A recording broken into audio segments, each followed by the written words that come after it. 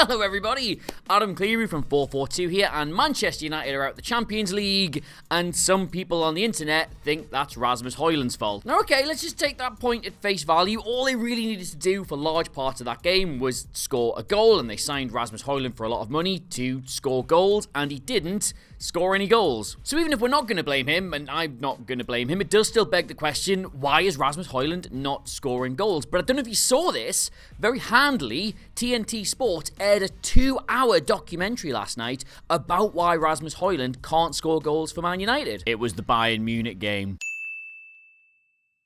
Alright, so last night, Man United's supposed to be a 4-2-3-1, as you can see here, but as anybody with eyes will notice, Scott McTominay does not sit in the pivot, he does not hold Amrabat. It ends up being more like a 4-3-3, I forgot what numbers were for a second there. McTominay gets into this channel, he runs around like a headless chicken, and Amrabat dashes over to try and cover across. That's a whole other story. Adam Monk covered it in a video, you can go watch that if you want to watch about McTominay. And with this just largely quite dysfunctional shape, the burden of goals fell onto the shoulders of Rasmus Hojlund, and he amassed a grand total of 18 touches in the entire game and not one single shot. But why? Why in a game when Manchester United just needed to score a goal? The one thing they've actually been able to do quite well in the Champions League this season. Yes, they've conceded 15 and that's a record in of itself, but they have still scored loads of goals. Hojlund scored loads of goals. Why in this game, when that's all they needed, could they not even manufacture a chance for him? Well, and just enormously conveniently for this video, there was a living lesson at the other end of the pitch in how you sign a big money centre forward, put the burden of goals upon them,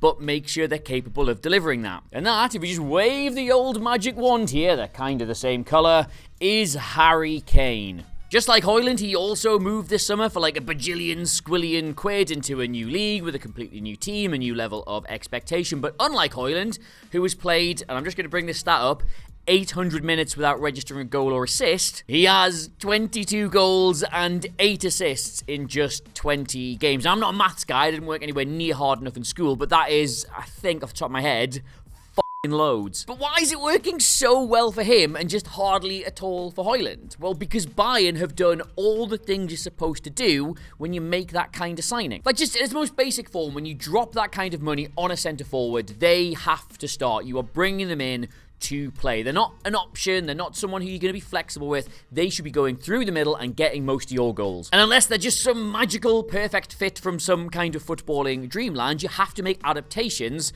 to make that transition easy. Now there's like 10 other players here and possibly a well-established system, so you will have to make changes both individually and structurally to play to their strengths. But likewise, there are 10 other players here and probably an established system, so your new star player will have to make adjustments themselves to play to the strengths of the team. You have to meet somewhere in the middle. So the challenge that Bayern had to overcome with Kane was they had a centre forward who liked to drop deep into these positions. But as you can see here, Bayern employ a number 10, so he can't really do that. You just end up crowding the same area. So what Harry Kane looks to do instead now is push right up onto the defence when Bayern are moving forward to push the entire defensive line back and leave more space for the three attackers. They really enjoy playing behind Kane. Like case in point, Leroy Sané has already scored as many goals this season for Bayern as he had last season. So the commentator wonder why Harry Kane has adapted his game to suit Bayern's other strengths. Like if you remember at Tottenham, let's pretend there's no number 10 here, he would drop into that space and you'd get Son or whoever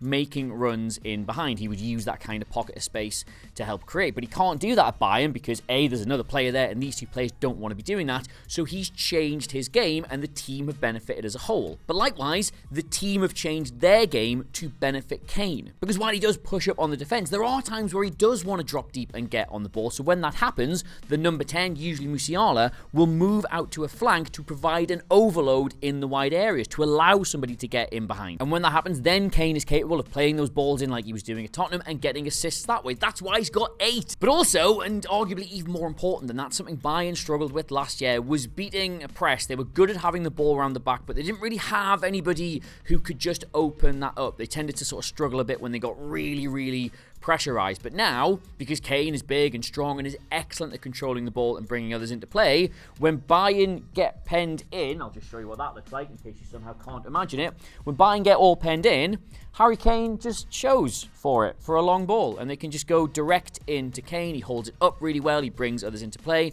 and they beat presses now quite frequently by just going long into him. That's really changed how they play. So just to recap there, Harry Kane playing to Bayern's strengths and Bayern benefiting as a result, but also Bayern playing to Harry Kane's strengths and Harry Kane benefiting as a result. And the reason you're not seeing anywhere near this level of success or fruitility, is that a word? Fruitility, as in something can be fruitful, I may have made that up, is because Manchester United are not playing to Rasmus Hojlund's strengths, and when Rasmus Hojlund is adapting his game to try and do what Man United need him to do, that is so far out of his comfort zone, it doesn't work. Rasmus Hojlund is a pure finisher. His link-up play isn't particularly good. He hates playing with his back to goal, but what he's excellent at is timing a really quick run, getting on the end of something, and finishing neatly. And if we look at his goals in the Champions League this season, that's where they've all come from. A driving run into the box, somebody getting in a good position, and him just reading the play and reading the defender's movements to steal in at the last second and finish that off. It looks easy because it's a one-touch finish,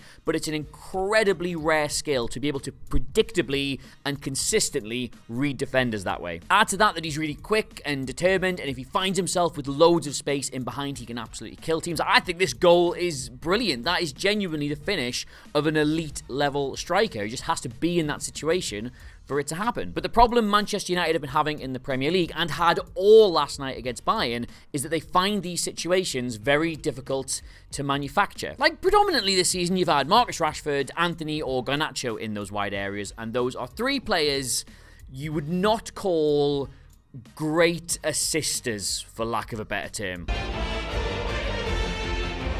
Like, you get the three of them on Jeremy Kyle, Lie Detector episode. Graham's on the show, and they will tell you, whether they like it or not, that what they really want to be doing is scoring goals, not putting things on a plate for other people. And just to give you a tedious statistical way of looking at this, these are their FB ref profiles for sort of chance creation. You can see that they're pretty middling, they're pretty average, they make a lot of key passes, which is a pass that leads to a shot, and they get the ball into the box a lot, but just look, this number here, the XA. Now, you've never heard of XA before, don't turn off. It's just relatively useful for the point I'm making. It's like the expected assist, right? So it measures the quality of the chance a player gets from a pass they make, from which they then have a shot. So if you pass the ball to somebody and they get a shot, but it's from like here or there, obviously that's going to score quite low because they've got a low chance of scoring from that. But if you manage to put passes into the box where they're right in front of the goal and there's no defenders around, you've picked them out really well, you'll score quite high. Like, I know you won't appreciate the comparison, Manchester United fans, but this are the same numbers for Mo Salah, a player who simply adores